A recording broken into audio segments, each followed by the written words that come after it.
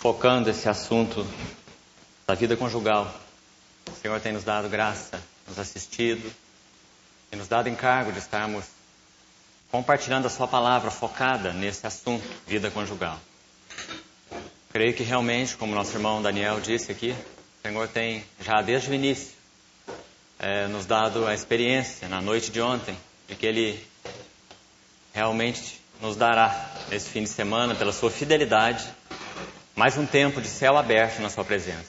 Essa é a nossa oração. Vamos abrir nossas Bíblias.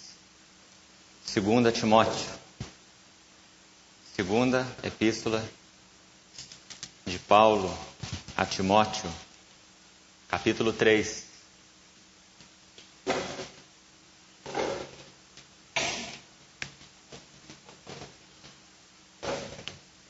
Vamos ler a partir do verso 1. 2 Timóteo, capítulo 3.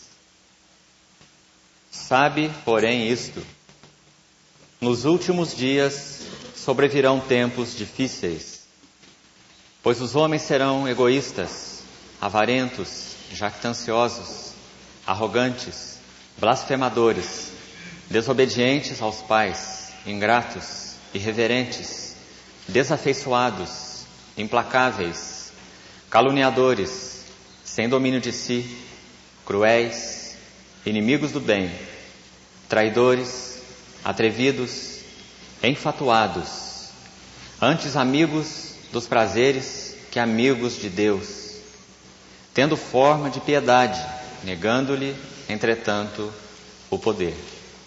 Foge também destes. Ainda na epístola de Paulo aos Filipenses, no capítulo 2. Filipenses 2, a partir do verso 12.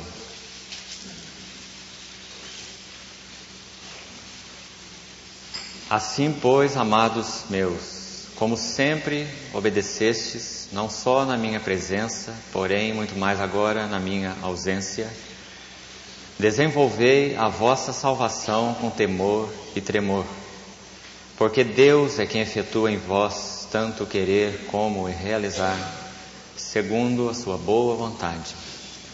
Fazei tudo sem murmurações nem contendas, para que vos torneis irrepreensíveis e sinceros, filhos de Deus inculpáveis, no meio de uma geração pervertida e corrupta, na qual resplandeceis como luzeiros no mundo, preservando a palavra da vida, para que no dia de Cristo eu me glorie de que não corri em vão, nem me esforcei inutilmente.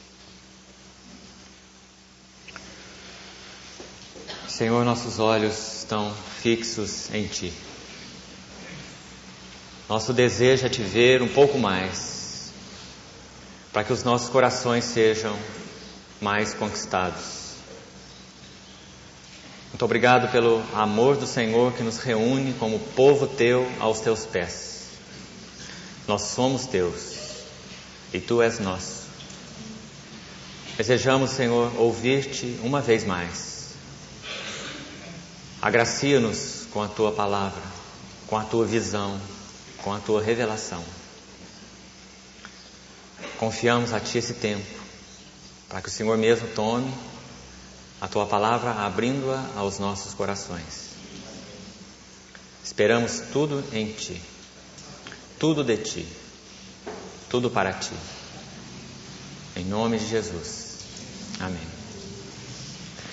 Irmãos, assim como fizemos no início, na reunião anterior, o ano passado, eu gostaria de, nesse primeiro período, ter uma abordagem geral para então, com a ajuda do Senhor, nos outros 2 períodos, nós podemos focar aquele encargo que o Senhor, então, para esse ano, depositou em meu coração a respeito de 1 Coríntios, capítulo 13, o amor à luz de 1 Coríntios, capítulo 13.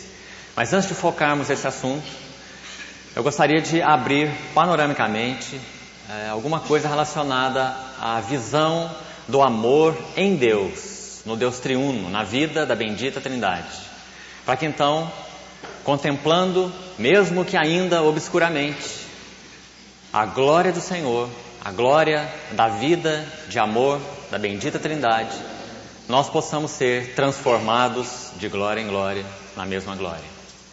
Quando a Bíblia enuncia esse conceito de uma forma assim tão sintética, João, no seu Evangelho e na sua Epístola, ele enuncia 3 conceitos que são chamados então de absolutos de Deus no Novo Testamento. E os irmãos vão encontrar apenas 3.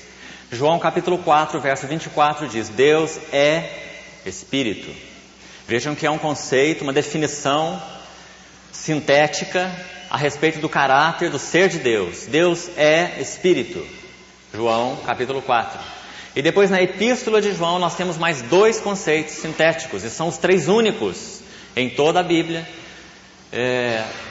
através do Espírito Santo, pela vida de João, os 3 conceitos. Na Epístola, 1 João capítulo 1, versículo 5, você vai ver mais um outro conceito, cheio de conteúdo. Deus é luz, e não há nele treva nenhuma. Debaixo desse conceito luz, você vai ter muitos outros conceitos. Luz significa que ele é santidade. Luz significa que ele é justiça. Luz significa que ele é verdade. Esses conceitos estão atrelados à questão luz. E depois 1 João capítulo 4, versículo 8, diz que Deus é amor. E debaixo desse conceito amor também estão atrelados outros conceitos. Deus é amor, é graça, é misericórdia, é paciência, é longanimidade e muitos conceitos atrelados a esses conceitos sintéticos que João, pelo Espírito Santo, então, enunciou. Um deles, Deus é amor. Eu creio que nós temos que partir primeiro dessa contemplação, primeiro desse absoluto, primeiro dessa realidade, para que nós possamos então, irmãos, como eu disse, mesmo que ainda obscuramente, quem sabe tocarmos de uma forma nova, mais viva, com maior frescor. O que Paulo quis dizer, por exemplo, em Efésios 5, quando ele disse: maridos, amai vossas mulheres, como Cristo amou a igreja.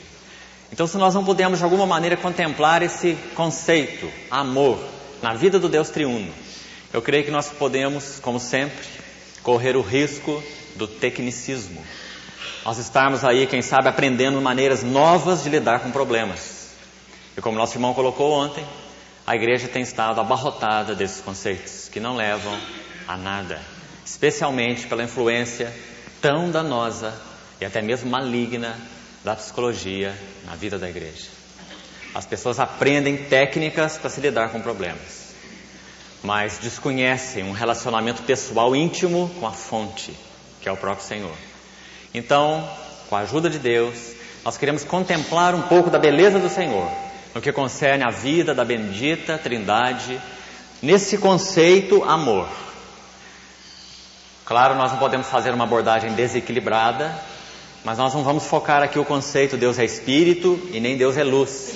Nós vamos ver um pouquinho do significado desse ágape, substantivo, ou agapau, verbo, e também a palavra filéu, o significado delas nas Escrituras e o que isso tem a ver com as nossas vidas práticas, especialmente a nossa vida conjugal. Mas, irmãos, antes disso, dando ainda mais um passinho para trás, eu gostaria de dizer para os irmãos que durante todo esse ano que se passou, de 2004, o Senhor plantou uma convicção muito firme em meu espírito.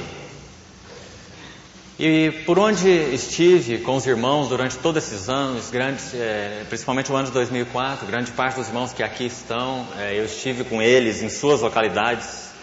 Então, o Senhor plantou de uma forma muito profunda no meu espírito a necessidade que nós temos tido como igreja de um fundamento, de um alicerce sólido nos fundamentos da revelação bíblica.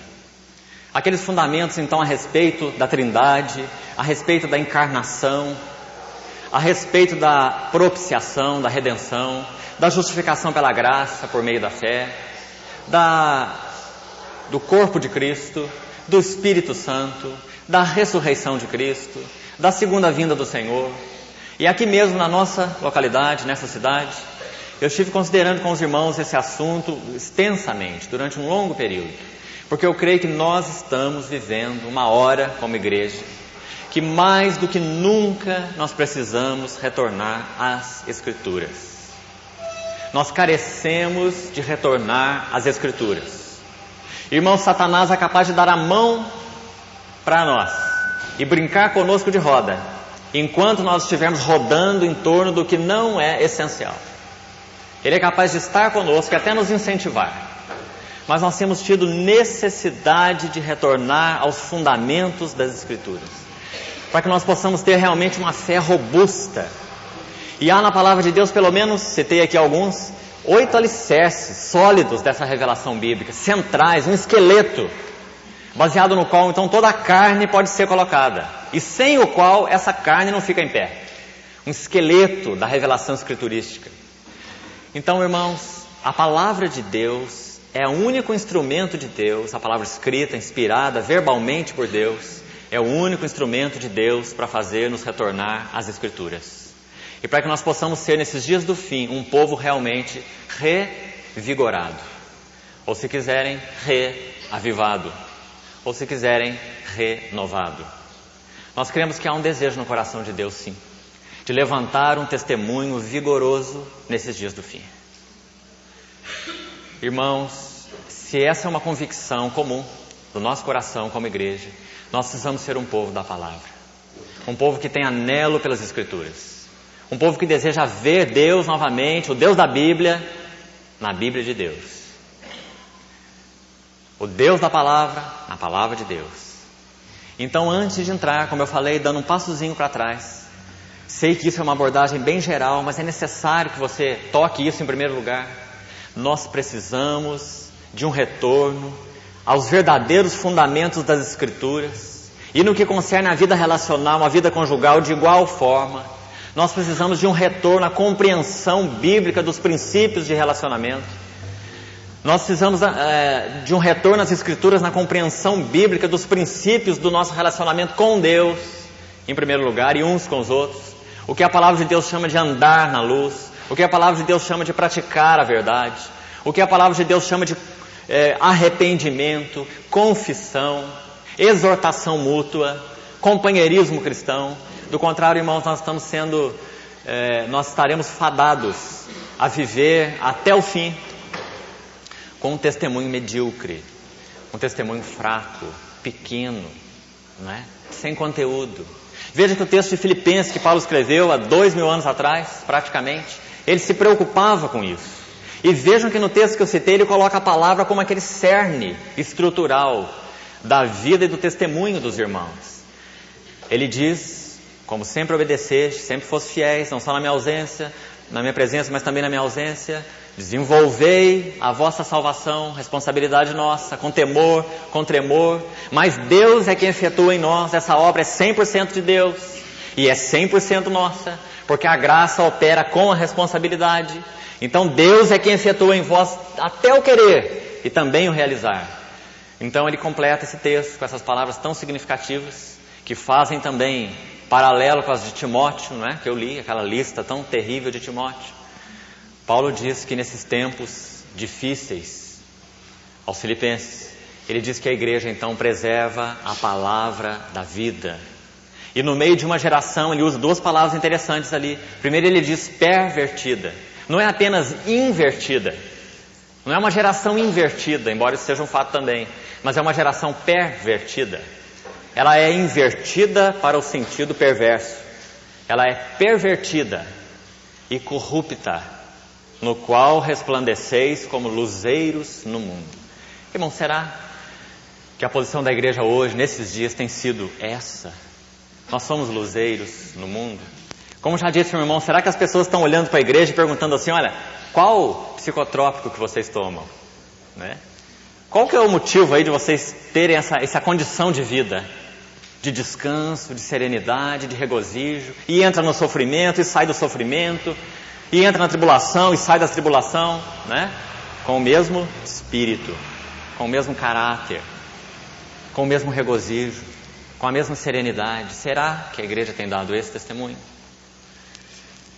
Eu li apenas 2 textos, mas se você olhar as Escrituras, você vai ver que o apóstolo Paulo, não só ele, mas Pedro também, nas suas epístolas, João, Eles atrelam à igreja todo o vigor desse testemunho do ser de Deus para esse mundo depravado, né? Então, que necessidade nós temos de estar retornando seriamente às Escrituras, seja em que abordagem for, seja numa abordagem geral, seja numa abordagem de criação de filhos, seja numa abordagem de relacionamento conjugal. Nós carecemos de retornar às Escrituras. Irmãos, no século XX, na verdade esse homem nasceu no século XIX final, viveu até quase a metade do século XX, chamado Friedrich Schleiermacher. Interessante que o nome dele em alemão significa fazedor de véus. Schleiermacher, fazedor de véus. Esse homem é conhecido como o pai do liberalismo, o pai do modernismo. Impressionante como o diabo usou aquele homem para introduzir no final do século XVIII, no final do século XIX, início do século XX, essa ideia de que a palavra de Deus, ela está em nossas mãos de uma forma como se o grão estivesse misturado à casca. Então nós precisamos separar nas Escrituras a palha do grão. Então nós precisamos decidir pelo nosso julgamento, seja linguístico, seja em que nível for, o que é grão nessa palavra e o que é palha, o que deve ser desprezado. Nós precisamos encontrar nos evangelhos não o Jesus histórico, mas o Cristo celestial. Então, quanto dano, através desse homem, o diabo causou na vida da igreja? Através, então, do liberalismo ou do modernismo. Quando a Escritura não é mais vista como na teologia clássica, verbalmente inspirada por Deus. Verbalmente inspirada por Deus. Agora não. Agora é um monte de palha no qual você tem grãos. Então, nós vamos procurar os grãos no meio dessa palha. Irmãos, esse homem dizia, então, que a Bíblia não é a palavra de Deus, mas que ela contém a palavra de Deus. Mas Deus, então, num movimento contrário pela sua graça, ele levantou um outro homem, chamado Karl Barth, um dos maiores nomes da teologia do século XX, um teólogo suíço, Karl Barth. E esse homem, então, chamado pai da neo-ortodoxia, ele veio trazer de novo as Escrituras, naquela visão de que há um Deus que nos falou do céu, e a sua palavra é inspirada. Só que, irmãos, que interessante, o movimento não foi feito absolutamente para o extremo oposto como devia. Parece que esse homem, de alguma maneira, no que concerne a palavra, ele também se confundiu. Ele não dizia como esse fazedor de véus, Schleiermacher, que a Bíblia apenas continha a palavra. Mas ele disse que a Bíblia, a palavra de Deus, ela não era estática. Você não podia encontrar aqui na palavra de Deus um falar estático, um falar verbalmente inspirado. A Bíblia era a palavra de Deus, sim, de capa a capa, mas apenas quando Deus a usava como a sua palavra. Então ele disse assim, a Bíblia é a palavra de Deus no sentido dinâmico. Quando Deus a usa como a sua palavra, então nós temos a palavra de Deus. Mas se Deus não a usar, então a palavra de Deus não é estática. Ela só se torna a palavra de Deus quando Deus a usa. Vejam mais um engano sutil. E essa ideia ainda permanece hoje. Então, irmãos, de muitas maneiras a igreja tem sido assolada nesse que é um dos fundamentos da nossa fé. A visão de que a palavra de Deus é verbalmente inspirada por Deus. Verbalmente inspirada. Ela é a palavra estática e ela é a palavra dinâmica, por consequência, né? Então, se nós não retornarmos às Escrituras de uma maneira integral, nós não temos condição de resgatar vigor na vida da igreja, né? Isso no sentido de visão. Agora, no sentido de coração, se nós não retornarmos às Escrituras com todo o nosso coração, nós também não temos condição de resgatar o vigor do testemunho de Deus. Porque não basta que nós saibamos que a Escritura é verbalmente inspirada por Deus. Nós precisamos nos relacionar com a Escritura com todo o nosso coração. Salmo 119, o salmista diz assim: Tu me fizeste, Senhor, tuas mãos me fizeram e me deram forma, ou me afeiçoaram. Ensina-me para que eu aprenda os teus testemunhos. Então que o Senhor nos ajude, irmãos, a nesse fim de semana que vamos passar em torno das Escrituras, nós temos essa primeira consciência, que nós somos um povo extremamente privilegiado. Lembra que no Evangelho de João o Senhor falou? Ele citou as Escrituras do Velho Testamento e disse assim: e serão todos ensinados por Deus. E serão todos ensinados por Deus, ninguém menos do que Ele, através da sua preciosa palavra. Então que esse seja o desejo do nosso coração. Nós não estamos aqui promovendo mais uma conferência. Que seja mantido em nós o senso do sagrado. Um dos grandes sensos que a igreja perdeu, sem dúvida, foi esse. Nós perdemos o senso do sagrado. Sabe como isso se chama? Profanação. Profanação. Significa nós considerarmos comum o que na verdade é santo. Isso é profanar. Então, irmãos, de forma nenhuma o povo de Deus se reunir é comum. O povo de Deus se reunir é sagrado, é santo. Então há necessidade que o Senhor recupere em nós um senso do sagrado. Nós nos dobrarmos em oração, os nossos joelhos e orarmos, não é comum, é sagrado. Abrirmos as Escrituras e lermos a palavra de Deus não é comum, é sagrado. A palavra de Deus diz que Esaú, ele profanou o direito de primogenitura. Lembra em Hebreus? Porque ele considerou como comum o que era sagrado, o direito de primogenitura. Ele considerou de igual tamanho com aquele prato de lentilhas. Isso é profanar. De que me vale um direito de primogenitura se eu estou aqui morrendo de fome? Então ele considerou comum o que era sagrado. E diz a palavra: não haja entre vós nenhum profano ou impuro, como foi Esaú. Então, irmãos, eu creio que esse primeiro senso precisa ser recuperado entre nós. Nós não estamos aqui para discutir ideias da vida conjugal. Nós estamos aqui para ver o nosso Senhor, para tocar Sua palavra, para perceber em nós seu toque, para receber mais do Seu Espírito, mais da Sua plenitude, como nos lembrou nosso irmão, graça sobre graça. Nós estamos aqui para aprender melhor maneira disso, nem melhor maneira daquilo. Nós queremos tocar a fonte. Deus é amor. Maridos, amai vossas mulheres, como Cristo amou a igreja. Irmãos, é só nesse relacionamento vital que nós seremos conduzidos então de glória em glória. E que teremos a chance de ser, nesses dias do fim, um poderoso testemunho do Senhor. Você deseja isso, irmão? Quando você olha para a igreja hoje, você tem contentamento por este lado, por esse ângulo? Você tem satisfação? Você é capaz de dizer, está tudo bem, está tudo bom demais? Eu creio que não. Nós sabemos o quanto precisa ser recuperado, quanto terreno há no nosso coração para ser ganho, né? Quantas vezes nós temos um senso de que o nosso coração ainda é de alguma forma um terreno baldio, que carece ser limpo, que carece ser edificado algo sólido sobre aquele terreno, não é? Sabe, irmãos, o amor, ele tem um anseio interior. Vamos começar a entrar nesse assunto agora. Eu queria que você pensasse nessa ideia primeiro. O amor tem um anseio interior que pulsa para se tornar mais profundo, mais rico e mais belo. O amor tem um anseio interior. É por isso que você se sente incomodado em tantas situações da sua vida. Não é só porque você peca. Pecado é o lado negativo. Quando nós pecamos, nós ofendemos o Senhor, entristecemos o Espírito, e aquilo então nos traz angústia interior, né? Mas esse é o lado negativo. Qual é o lado positivo? O lado positivo é que o amor ágape, o amor de Deus foi derramado nos nossos corações pelo Espírito Santo que nos foi dado. Então quando você peca, você não tem só angústia pelo pecado, porque você errou, mas você tem um pulsar do Espírito de amor no seu coração, que tem um anseio profundo de se tornar mais rico, mais belo, mais profundo. Esse é um anseio do amor. E porque o Senhor então plantou em nós o seu Espírito, o Espírito de amor, o Espírito Santo. Então o nosso coração pulsa com esse Espírito. O seu amor pode se tornar mais profundo, irmão. O seu amor pode se tornar mais belo, irmão. O seu amor pode se tornar mais rico, irmã. É o Espírito que pulsa em nós.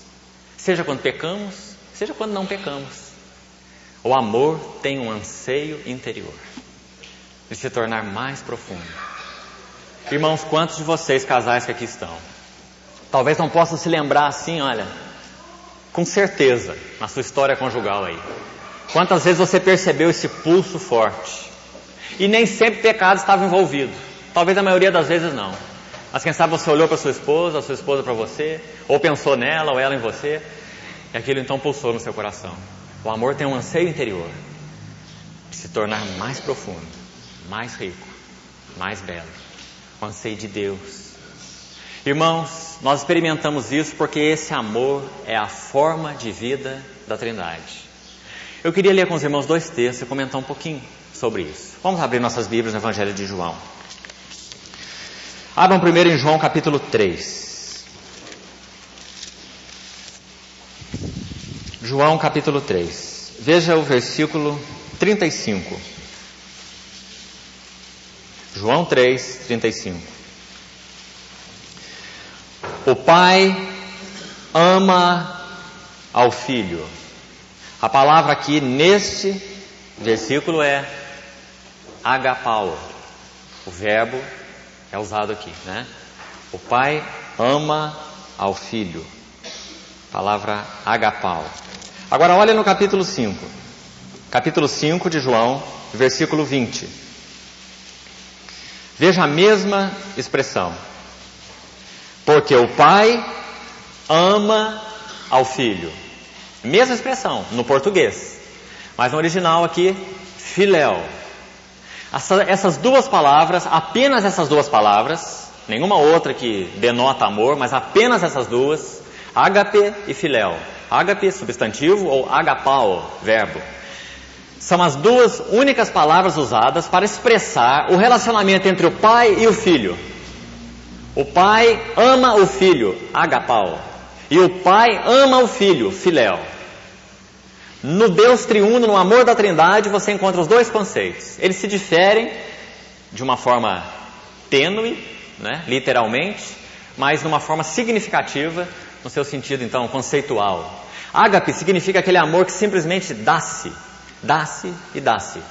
Entrega-se, entrega-se e entrega-se. O prazer desse agapao é dar-se.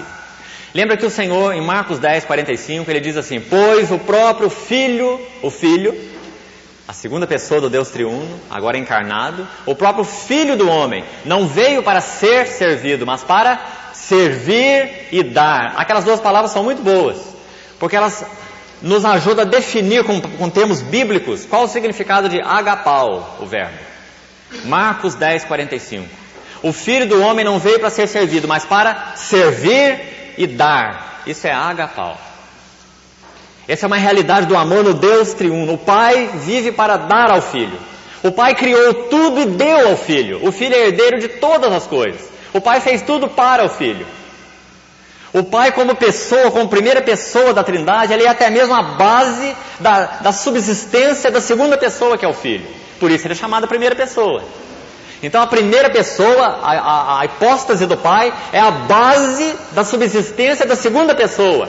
Porque a essência do amor é dar-se. Irmãos, e quando a palavra de Deus usa a expressão Deus é amor, o amor requer uma outra pessoa. É isso que o judeu não compreende, né? Porque aquela verdade do monoteísmo no judaísmo é tão violenta que eles acham uma abominação a ideia da Trindade, não é? Mas você encontra a Trindade implícita, até mesmo no Novo Testamento. Até em Gênesis você encontra a Trindade implícita. Porque o amor requer uma outra pessoa. Então quando a Bíblia diz Deus é amor, ela aponta para um Deus relacional. Não para um Deus solitário, alienado, mas para um Deus que se interrelaciona. A Trindade é a primeira e a melhor comunidade.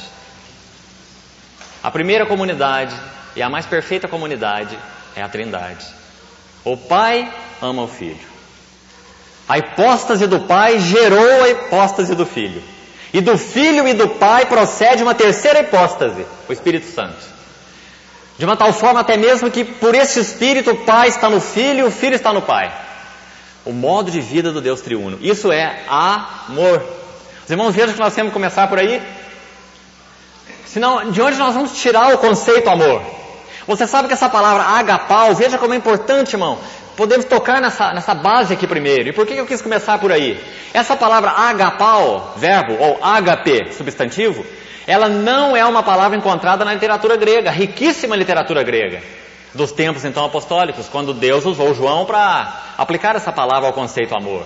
Essa palavra é desconhecida da literatura grega. Sócrates não sabia o que era agapao, nem Platão, nem Aristóteles, nem os estoicos. Agapao é uma palavra bíblica. É uma palavra nova, é um conceito celestial, que desceu diretamente do Espírito Santo para João. Deus é agapao, amor, ou ágape, né? Você não encontra esse conceito na literatura grega, é um conceito novo. Se você for olhar, estudar, procurar, você não vai ajudar, você não vai encontrar na literatura algo que te ajude a entender essa palavra. Você só vai encontrar na Bíblia o significado dessa palavra. Agapau, servir e dar-se incondicionalmente. Aquele dar que é dar por via única, não é aquele dar que uma mão está na frente e a outra está atrás esperando. O que eu vou receber agora então? Mas agapau é uma mão só, é uma via só, não é? Dar-se, dar-se, dar-se. O Filho do Homem veio para servir e dar. Esse é ágape, irmão. E é essa palavra que o Senhor usou, então, agora através de Paulo, lá em Efésios, quando ele diz: maridos, agapau vossas mulheres. E depois em João 13, ele diz assim: novo mandamento vos dou, falando aos seus discípulos, né? Tipo da igreja ali, seu colégio apostólico. Novo mandamento vos dou, que vos ameis, agapau, uns aos outros. Que maravilha! A igreja, por isso a igreja é luz do mundo, sal da terra. A igreja ela é capaz então de, no meio dessa geração pervertida e corrupta, expressar esse conceito relacional, divino, desconhecido do homem. Agapau, que coisa preciosa. Deus é amor. Amai-vos uns aos outros. Maridos, amai vossas mulheres. Novo mandamento vos dou, que vos ameis uns aos outros. Nós vamos chegar daqui a pouco a alguns textos. Eu queria examinar um pouco mais esse conceito. Então, para nós termos essa primeira abertura. Agora no versículo 20, como eu citei aí, de João 5:20. O pai ama o filho. Vamos falar um pouquinho, rapidamente, da outra palavra, filéu. Eu sei que essa palavra, pelo menos aí, literalmente, é conhecida dos irmãos. Mas eu queria que você, talvez, pela graça do Senhor, assimilasse um pouco mais do conceito nessa manhã. Filéu não é apenas aquele amor de amizade, como se costuma definir. Ele inclui também isso. Mas, mais especificamente, filéu significa ternos afetos. Ternos afetos. Então, quando o Senhor Jesus, aqui em João 5:20, diz assim: o pai filéu ao filho. O pai filéu ao filho. Ele está dizendo que na Trindade, antes da criação de qualquer coisa, havia algo na Trindade que se chama ternos afetos. Coisa maravilhosa. Porque o Senhor também nos estimula com esse mesmo verso, com essa mesma palavra, esse mesmo verbo, a estarmos relacionando uns com os outros. Não apenas com aquele amor que dá, serve, mas também com aquele amor que se alia, não é? Que faz aliança de afetos, ternos afetos. Irmãos, isso é uma combinação muito maravilhosa. Porque não é apenas amor de entrega. O Senhor podia ter exercido esse amor de entrega como o fez na cruz do Calvário, agapau, sem ter exercido de alguma forma o amor filéu, ou seja, se aliado aos seus discípulos. Mas nós vemos de uma maneira brilhante na vida do nosso Senhor esses dois tipos, se é que podemos dizer assim, de amor, agapau e filéu. Porque Ele não apenas deu a vida, mas Ele fez aliança. Lembre-se que até mesmo crucificado, quando Ele viu João ali, ao pé da cruz, com a sua mãe, Ele diz assim: eis aí a tua mãe, mulher, eis aí o teu filho. Isso é filéu, terno afeto. Ele se preocupava com João, até mesmo crucificado. Eis aí a tua mãe, eis aí o teu filho. Isso é filéu, amor de aliança. Ele se preocupou com Pedro, quando ele sabia, embora estivesse lá no pátio do sacerdote, e Pedro lá na casa do sumo sacerdote, e ele lá naquela fogueira, ele sabia que Pedro estaria negando. Então, quando ele sai daquela arguição, a palavra diz que ele olha para Pedro. Ele não troca uma palavra com Pedro, mas ele olha para Pedro. Quando Pedro então sai, chora amargamente. Isso é filéu. E quando ele é ressuscitado, como registra o Evangelho de Marcos, que tem Pedro por trás, ele manda aquela notícia que os discípulos estejam lá à frente dele, lá na Galiléia, e lá eles o verão. Então ele diz assim: vai dizer aos meus discípulos e a Pedro que eu os encontrarei lá na Galiléia. Isso é filéu, amor de aliança. Então, irmãos, que o Senhor nos ajude a compreender, a ver esses conceitos em Deus. Veja que o Espírito Santo usou os dois. João 3,35, o Pai ama, agapau o Filho. O Pai se dá, se entrega, essa é a natureza de Deus. Mas o Pai também filéu ao Filho. Ternos afetos. Este é o meu Filho amado, em quem eu tenho todo o meu prazer. isso fala muito, irmãos, no nosso relacionamento conjugal, não é? E claro, na vida da igreja. Nós somos chamados para dar-nos uns aos outros com uma mão só na vida conjugal. Mas nós somos chamados também para fazer aliança na nossa vida conjugal. Como nosso irmão também lembrou ontem. Não uma aliança de ponta de dedos, mas uma aliança integral. Filéu, ternos afetos. Não é? Então, irmão, veja que isso não é um conceito para ser trabalhado em nós e entre nós apenas. Mas ele é trabalhado em nós e entre nós porque ele tem uma fonte. O pai, agapau, o filho. O pai, filéu, o filho. Então a igreja, agapau, uns aos outros. E a igreja, filéu, uns aos outros. Porque a Trindade é a nossa fonte de vida. Graças a Deus. Vamos acompanhar um pouquinho mais alguns textos com relação a esse mesmo assunto. Abra em João 14. João capítulo 14. Vamos procurar contemplar um pouquinho mais disso nesse capítulo.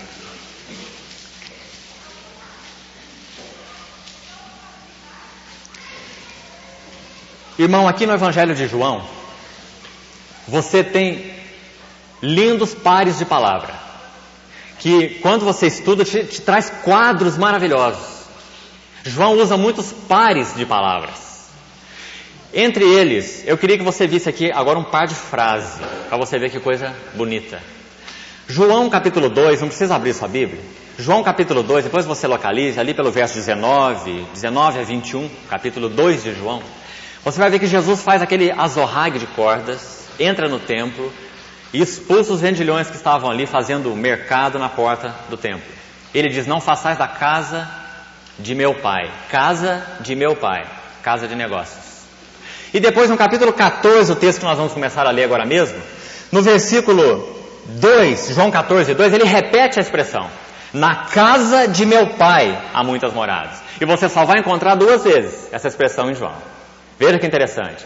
Casa de meu pai, lá no capítulo 2. Aqui que ele estava se referindo, lá no capítulo 2. Ele expulsou os vendilhões do templo, não é assim?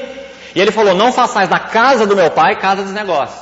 Então ele mostrou que aquela casa, que era o templo, designado por Deus pelas ordenanças do Velho Testamento, era o lugar da habitação de Deus e da comunhão de Deus com o seu povo, não é? É claro que aquele templo era um tipo, assim como o tabernáculo, e que o verdadeiro lugar de habitação de Deus é Cristo. E o Verbo se fez carne e habitou entre nós. Tabernaculou entre nós. João 14. Mas Jesus estava então exatamente fazendo aquela transição, não é? Da velha aliança para a nova aliança. Então quando ele, que é o templo de Deus, se coloca diante daquele templo de Deus, físico, aquele edifício, ele diz, não façais da casa de meu pai casa de negócio. Ele não podia chamar de outra coisa, porque aquele era o templo de Deus, assim como o seu corpo. Mas aquele era o tipo e ele era a realidade. Tá certo isso? Porque quando ele falou assim, destruí esse santuário e em 3 dias o reconstituirei, eles não entenderam. Eles disseram, poxa, mas mais de 40 anos foi necessário para se edificar esse templo, como que ele pode reedificar em 3 dias? Mas aí João explica lá. Mas ele se referia ao templo do seu corpo. Não está bem claro lá? Agora no capítulo 14, quando o Espírito Santo usa a mesma frase, João 14, 2, na casa de meu pai. Então, irmão, você não pode interpretar essa expressão isolada, porque ela já apareceu no Evangelho de João. Então você precisa da luz da primeira menção. Então quando você junta as duas, você vai ver qual o significado de casa do meu pai. E por que eu estou falando isso tudo? Porque eu quero falar do amor do Deus triuno. Para que os irmãos vejam que a teologia medieval, ela cunhou um termo chamado pericoresis. Depois eu vou tentar explicar um pouquinho sobre isso. Para tentar explicar exatamente esse conceito tão maravilhoso desse agapau e desse filéu na Trindade. O Pai habita no Filho. O Filho é a casa do Pai. O Pai é a casa do Filho. O Espírito é do Pai. O Espírito é do Filho. O Espírito está no Pai, o Espírito está no Filho, o Filho está no Pai. Interhabitação ou interpenetração. Então, casa de meu Pai, nessa expressão de João aqui, você tem que ler de acordo com a luz do capítulo 2, porque são as 2 vezes em que aparece. Na casa de meu pai há muitas moradas. Se você foi criado como eu, em lar evangélico, você já ouviu essa explicação dizendo que quando nós então partirmos para a eternidade, para a casa do Pai, lá na casa do Pai então tem muitas moradas. E mesmo que seja uma choupaninha assim lá na Jerusalém, vai estar guardada para nós, não é? Aqueles que puderam andar de uma forma mais fiel com o Senhor morarão em casas mais espaçosas. Mas nem que for um cantinho nós vamos ter lá, não é? Nem que for um barraquinho nós temos lá. Na casa de meu pai há muitas moradas. Que pobre essa visão, não é? Quem é a casa de meu pai? Segundo João 2, está muito claro. Cristo, Ele é a casa, Ele é o templo de Deus. O que Ele quis dizer com na casa de meu pai há muitas moradas? Você consegue ver agora? Ele quis dizer que, baseado no que Ele faria pela cruz, o grão de trigo caindo em terra, um grão, mas caindo em terra morreu e produziu muito fruto. Então Ele está dizendo que, baseado na obra do Calvário, Ele incluiria muitos filhos nele mesmo. Ele é a casa do Pai. Por isso que Paulo lá em Romanos diz assim: ninguém poderá nos separar do amor, ágape, de Deus que está em Cristo Jesus, o nosso Senhor. Cristo é o ponto de encontro entre nós e Deus. Na casa de meu Pai há muitas moradas. Significa que você é um eleito em Cristo desde antes da fundação do mundo. A sua morada estava reservada ali. Mas houve um tempo na sua história em que Deus te chamou. E quando Ele te chamou, Ele te introduziu na casa de meu Pai. Você já está na casa de meu Pai. Na casa de meu Pai há muitas moradas, né? Então, irmãos, essa verdade preciosa, ela é elucidada nas Escrituras quando nós temos essa compreensão, não é? do modo de vida do Deus triuno. Do que significa essa pericorese que eu falei e como que o Senhor nos chamou então para ser incluídos nisso. Irmãos, se a nossa visão, o nosso entendimento, a nossa glória, a nossa alegria, o nosso gozo, o nosso relacionamento não começar por aí, não adianta você tentar aqui, ó. O máximo que você vai ver é uma pessoa difícil, é uma situação difícil, é uma coisa complicada, é um negócio que não funciona, não é?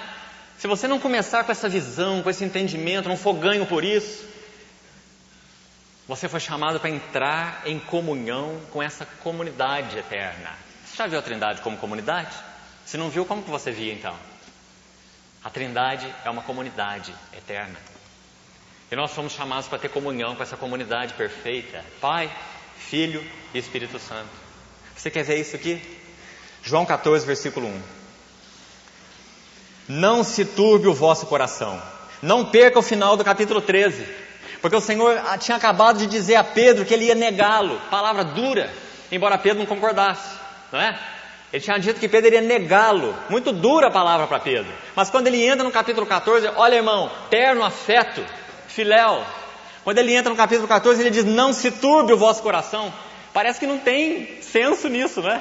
Ele vira para Pedro e diz: Pedro, você me negará 3 vezes antes que o galo cante. Terrível. Depois ele diz assim: não se turbe o vosso coração. Não se perturbe. Creia em Deus, creia também em mim. Que coisa. Ele está dizendo assim: embora você seja infiel, eu sou fiel. Na casa de meu Pai há muitas moradas. E eu vou preparar-vos lugar. Você acha que para alguém mais do que para Pedro essas palavras soaram gloriosas? Hein? Para ninguém mais do que Pedro essas palavras soaram gloriosas. Porque ele tinha acabado de ouvir: você me negará 3 vezes. Mas na casa de meu Pai há muitas moradas. Filéu. Aliança. Se assim não for, eu vou teria dito, pois vou preparar-vos lugar. Onde? Nele. Fomos incluídos em Cristo. Nós já tínhamos sido eleitos em Cristo antes da fundação do mundo. Mas por causa da obra da cruz, do chamamento do Evangelho, nós somos incluídos na prática, na experiência. Nele, em Cristo. Essas são as moradas. E quando eu for à cruz e vos preparar lugar, a ressurreição, eu voltarei e vos receberei, a descida do Espírito Santo, né? Para mim mesmo, para que, agora uma outra expressão, que eu queria ver com os irmãos, mesmo que rapidamente. Onde eu estou, estejais vós também. Você já viu, já notou essa linda expressão em João? João 1,18.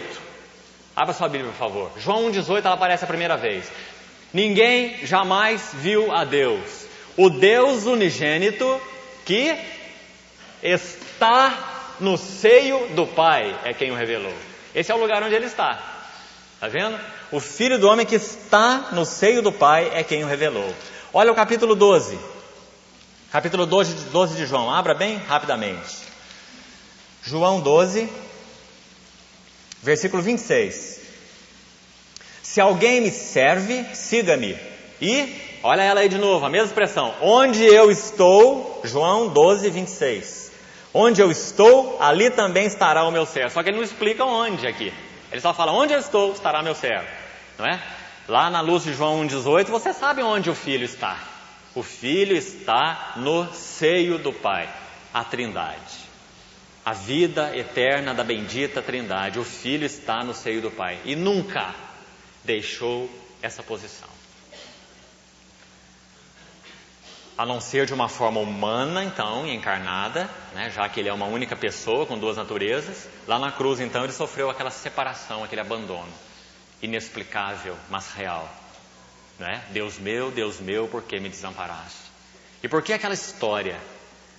Para que então nós pudéssemos ser introduzidos na comunhão dessa bendita comunidade. O Filho então lidou com a nossa alienação, pecado, Deus meu. Ele lidou com esse pecado de uma forma tão perfeita, plena na cruz, então nos introduziu na comunhão da bendita Trindade. Ele foi feito pecado por nós, para que nós fôssemos feitos justiça de Deus. E entramos na comunhão com a bendita Trindade. Né? Para que onde eu estou, estejais vós também. Coisa maravilhosa. Essa é a fonte. Né? Então, capítulo 12, ele repete aí, onde eu estou, ali estará o meu servo. No capítulo 14, vamos voltar lá, onde estávamos lendo, João 14, 3. E quando eu for à cruz e vos preparar lugar, especialmente pela sua ressurreição, voltarei a descida do Espírito Santo e vos receberei para mim mesmo, para que onde eu estou, estejais vós também. Né? Agora parece que fica mais claro. E vós sabeis o caminho para onde eu vou, e depois os irmãos já sabem aqui a sequência do texto, vamos adiantar um pouquinho, lá no versículo 9. Filipe, há tanto tempo estou convosco e não me tens conhecido? Quem me vê a mim, vê o Pai. Como dizes tu, mostra-nos o Pai. Olha o verso 10. Não crês que eu estou no Pai, e que o Pai está em mim. Versículo 11. Crede-me que eu estou no Pai, e o Pai está em mim. Olha lá no versículo 20. Naquele dia, esse dia é o Pentecostes. Claramente, porque no versículo 16 ele fala do Espírito Santo, o Consolador, que desceu no dia do Pentecostes. Então no versículo 20 ele diz, naquele dia vós sabereis, vós conhecereis. Conhecereis aqui, como o verbo é usado no sentido, não significa saber intelectualmente. O verbo conhecer no grego significa ter experiência, não é? O Espírito Santo ia descer para fazer o quê? Para fazer com que eles fossem um povo então que tivesse poder para dar o testemunho de Cristo? Não só, isso é consequência. O Espírito Santo ia descer para incluir ou batizar aquele povo em um corpo, porque em um Espírito todos nós fomos batizados para dentro de um corpo. Na casa de meu Pai há muitas moradas. Então, naquele dia, Pentecostes, vós conhecereis, sabereis, experimentareis que eu estou em meu Pai. E agora então ele nos acrescenta nessa bendita comunidade, que é a Trindade. E vós em mim. E eu em vós. Olha o versículo 23. Respondeu Jesus, se alguém me ama, guardará a minha palavra. E meu Pai o amará. E viremos, plural, eu e o Pai, viremos para Ele e faremos nele morada. Na casa de meu Pai há muitas moradas. Irmãos, um dos homens chamados pais capadócios, Basílio, aqueles dois Gregórios, Gregório de Nazianzo, foi quem primeiro usou essa palavrinha pericorese. Deixa eu falar rapidamente por mão o significado dela. Pericorese é uma palavra grega. Os teólogos latinos usaram uma paralela, você que estuda já deve ter ouvido essa palavra, circumincessão, ou circumincessio no latim, pericoresis no grego. A palavra significa peri, ao redor, como perímetro, né? Medida da área externa, do redor, da área externa de um objeto, né? Perímetro, medida externa.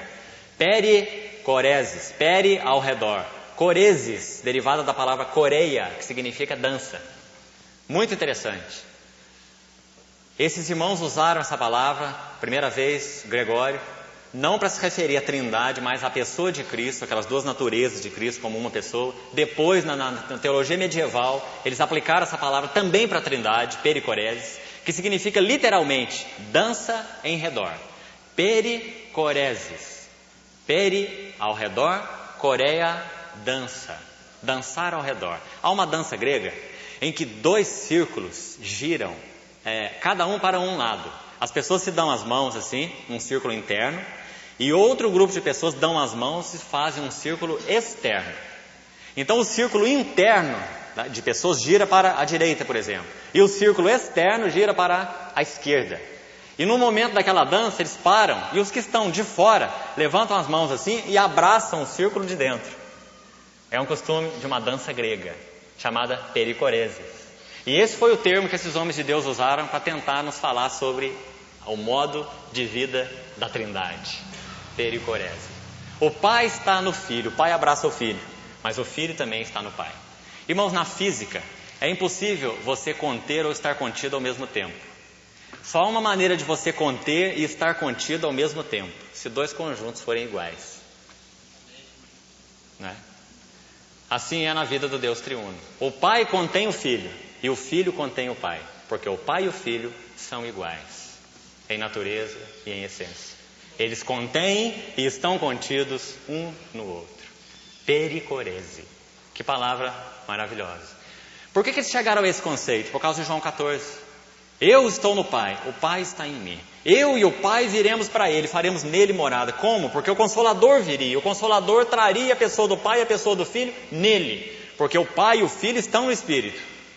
Esse é o Deus triuno. Essa é a comunidade triuna. Essa é a bendita Trindade. Irmãos, esse é o conceito de amor na Bíblia. Se nós não pudermos experimentar, desfrutar, adorar a bendita Trindade, pela qual nós somos chamados à comunhão, nós iremos trair conceitos de amor derivados de qualquer outra coisa, né? Se nós estivermos relacionando com a fonte desse agapau, nós nunca poderemos expressá-lo. Com a fonte desse filéu, ternos afetos, nós nunca poderemos experimentá-lo. Então, esse é o conceito bíblico sobre agapau e sobre filéu. Mais alguns minutos só, antes de nós terminarmos, queria avançar um pouquinho mais. Abra sua Bíblia, por favor, agora, em João capítulo 17. João 17, versículo 21.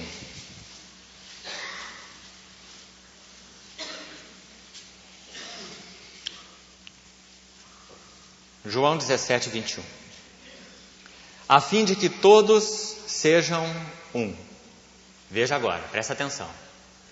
E como és tu, ó Pai, em mim. Está vendo a pericorese de novo? Mesmo que ele falou em João 14.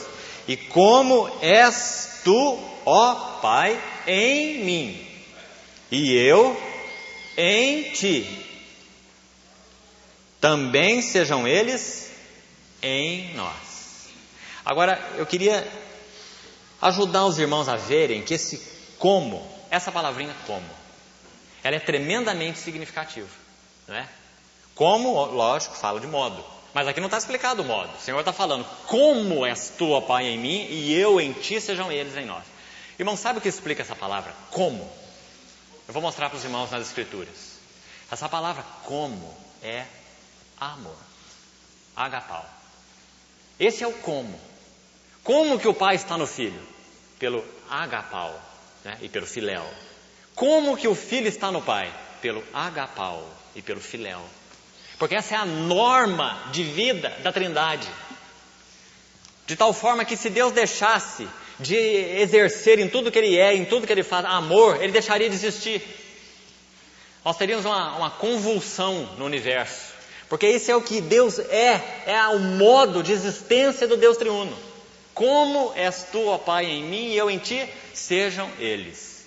Nós somos chamados então para essa realidade, né? Agora olha onde que você vai encontrar essa definição melhor aqui. Vamos continuar lendo essa oração. Como és tu, ó Pai, em mim e eu em ti, também sejam eles em nós. Veja agora, para que o mundo creia. Irmão, não perca aí as palavras. Vá devagar, vai com calma. Qual é a única forma de nós podermos expressar como igreja um vigoroso testemunho de Deus no meio de uma geração pervertida e corrupta, vivendo a realidade dessa experiência da Trindade, comunhão com Deus. Nós fomos incluídos nele por meio do seu Filho, comunhão uns com os outros, agapau, filéu com ele e também uns com os outros. Lembra que eu citei na conferência anterior com os irmãos aquela citação de Martin Lloyd Jones no seu comentário de Efésios, que muitos aqui devem conhecer, aquele comentário tão precioso daquele erudito bíblico de Westminster, Martin Lloyd Jones.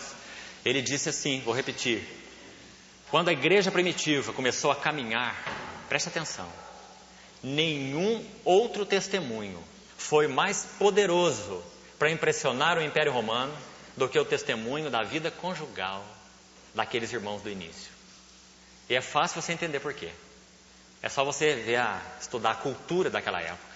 A mulher naquele tempo era nada mais do que um simples objeto descartável. Quando o Evangelho alcançou aquelas vidas, um objeto descartável. De repente, no meio daquela sociedade ímpia, perversa, corrompida, destruída na essência dos seus relacionamentos, viu-se algumas pessoas nas quais o amor de Deus era visto. Maridos começaram a amar as suas esposas. Eles começaram a servi-las e não usá-las como escravas. Eles começaram a se dar por elas. E muito mais na época de perseguição que eles estavam passando. Eles começaram a ver mulheres não murmurosas, ranzinzas, amargas, mas mulheres alegremente se submetendo aos seus maridos. Então o irmão Martin Lloyd Jones diz que nada impressionou mais aquela cultura do que o testemunho das famílias restauradas. Exatamente por causa da forte diferença que havia entre uma família romana e uma família cristã. Ou uma família grega e uma família cristã. Que maravilha, irmãos. O cerne do testemunho do Senhor está assim condicionado às nossas famílias. A maneira como vivemos nossa vida conjugal. Que o Senhor nos ajude, que o Senhor nos encoraje, né? Nós não podemos ter sucesso em qualquer outra área se temos fracasso nessa área. Porque essa é a nossa primeira esfera de testemunho, de vida, de gozo, de prazer, de glória, de trabalho de Deus, né? Para que o mundo creia. Está vendo? Para que o mundo creia. Eu lhes tenho transmitido a glória que me tens dado, para que sejam um como nós o somos. Olha a Trindade, sempre o modelo, né? Eu neles e tu em mim, a pericorese, para que sejam aperfeiçoados na unidade. De novo, a mesma expressão lá de cima, para que o mundo conheça. Olha a nossa necessidade hoje, para que o mundo conheça. Irmão, você acha que no grau filosófico em que o mundo vive, nós impressionaremos os outros pela nossa pregação? Você acha, irmão? Você acha? Podemos tirar a nossa mula do sol, pôr na sombra. Nós só iremos impressionar o mundo pelas nossas vidas. Vida conjugal restaurada, não é? Casais trabalhados, amor, serviço, aliança, compaixão, misericórdia, não é? Nunca iremos impressionar ninguém de outra maneira. Para que o mundo creia, para que o mundo conheça. O Senhor disse 2 vezes, né? Eu neles e tu em mim, para que sejam aperfeiçoados na unidade, para que o mundo conheça que tu me enviaste e os, olha aqui, amaste, como também amaste a mim. Está vendo qual é o como? Como és tu, ó Pai, em mim e eu em ti? Qual é o como desse pai e desse filho? Esse como é o agapau, filéu. Esse é o como. Para que o mundo creia que tu me amaste. Está aí a palavra, né? Pai, a minha vontade é que, de novo a expressãozinha que eu citei, onde eu estou. Olha aí, quantas vezes ela aparece. A minha vontade é que onde eu estou, estejam também comigo os que me deste, para que vejam a minha glória. Presta atenção, glória primeiro. Vejam a glória que me conferiste, porque me amaste. Irmão, não perca nenhuma palavra das Escrituras, junte as duas. Qual é essa glória do Pai que está no Filho? É a glória do amor do Pai pelo Filho. É o amor do Pai pelo Filho que expressa a glória do Filho. O Filho tem essa glória porque Ele é o Filho amado em quem me compraz. Se no nosso casamento não há agapau, filéu, não há glória. Lembra que na conferência anterior, eu fiz a mesma coisa na primeira mensagem, nós fizemos um panorama geral primeiro. Lembra que eu compartilhei sobre graça, governo e glória. Glória é o último. Se nós não temos uma real experiência da graça crescente, governo de Deus, ordem de Deus, nas nossas vidas e nas nossas famílias, não há glória. Não há glória. Graça, governo e glória. Né? A minha vontade é que onde eu estou estejam comigo os que me deste, para que vejam a minha glória, porque me amaste antes da fundação do mundo. Essa é a glória do amor, a glória de ágape, a glória de filéu. Pai justo, o mundo não te conheceu, eu, porém, te conheci. E também estes compreenderam que tu me enviaste. Agora, de novo, preste bem atenção. Eu lhes fiz conhecer, saber, experimentar o teu nome, tua pessoa, teu caráter, e ainda o farei conhecer. Olha aqui, a fim de que o amor com que me amaste esteja neles e eu neles esteja. Não tem como ser mais claro, né? A glória de agapau, a glória de filéu. Amor que dá-se incondicionalmente. Amor que exerce ternos afetos, que se alia em ternos afetos. Então, irmãos, nós precisamos recuperar essa visão da bendita Trindade como a melhor e mais perfeita comunidade. Experimentar a alegria de termos sido chamados à comunhão com Deus triuno. Nós fomos introduzidos pela morte do Redentor na comunhão com Deus triuno. Desfrutarmos profundamente essa relação vertical, diariamente, recebendo da sua plenitude e graça sobre graça, para que então essa realidade seja expressa de nossas vidas, de uma forma então muito natural e espontânea. Irmãos, nas próximas reuniões, eu quero entrar em 1 Coríntios 13. Nós vamos agora baixar o voo. Vamos deixar o panorâmico para o especial. Vamos entrar em 1 Coríntios 13 e vamos ver agora o que esse agapau significa. Nós temos ali 16 características. Nós vamos examinar algumas, porque se o Senhor permitir, confirmar assim, no domingo, na próxima reunião, na última reunião, domingo, eu queria falar sobre os alvos do amor. Nosso Senhor, que exerceu esse agapau para com seus discípulos, Ele tinha alvos muito definidos. Esse agapau não é platônico, não é etéreo, não é místico.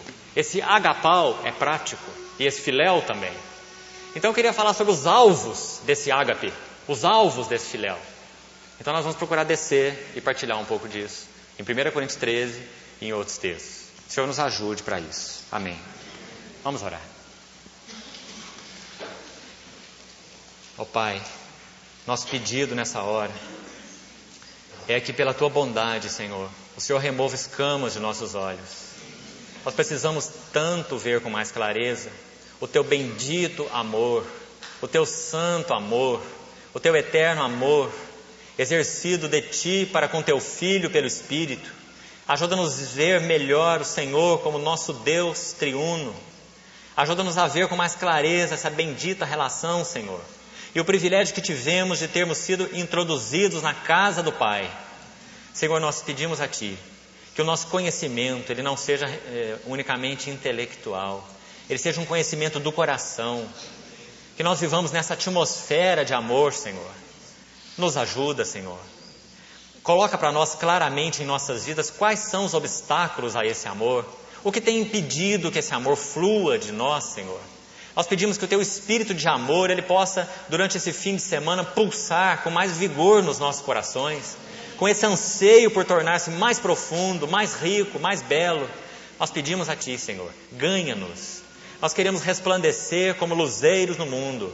No meio de uma geração totalmente invertida, Senhor, perversa, corrupta. Nos ajuda, Senhor, a termos a oportunidade de darmos um testemunho vigoroso nesses dias do fim. Desperta o nosso coração, Senhor. Leva-nos a arrependimento mais profundo, Senhor. Nós carecemos tanto.